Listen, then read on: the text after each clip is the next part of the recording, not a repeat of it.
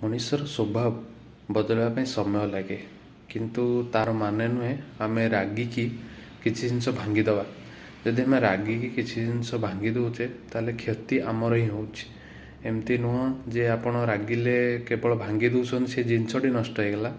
ମନେ ରଖିଥିବେ, ଅଧିକ ହାଇପର ହେବା, ଅଧିକ ରାଗିବା ଶରୀର ପାଇଁ ଜମା ବି ଭଲ ନୁହେଁ।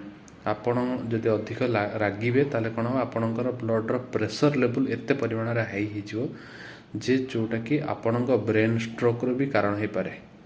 ସେକେଣ୍ଡ ଜିନିଷ ଆସିଲା, ଆପଣ ଯେତେବେଳେ ରାଗିଯାଆନ୍ତି ମଣିଷ ଯେତେବେଳେ ଭୁଲିଯାଏ ଯେ ମୁଁ କ'ଣ କରୁଛି, ଆପଣଙ୍କ ନିଜ ଉପରୁ ଅସ୍ତିତ୍ୱ ହରାଇ ବସନ୍ତି। ଆପଣ ଜାଣିପାରନ୍ତିନି କ'ଣ କରୁଛନ୍ତି, ଯେଉଁଟାକି ପର ମୁହୂର୍ତ୍ତରେ ଆପଣଙ୍କୁ ବହୁତ ସାରା କ୍ଷତି ଦେଇଥାଏ।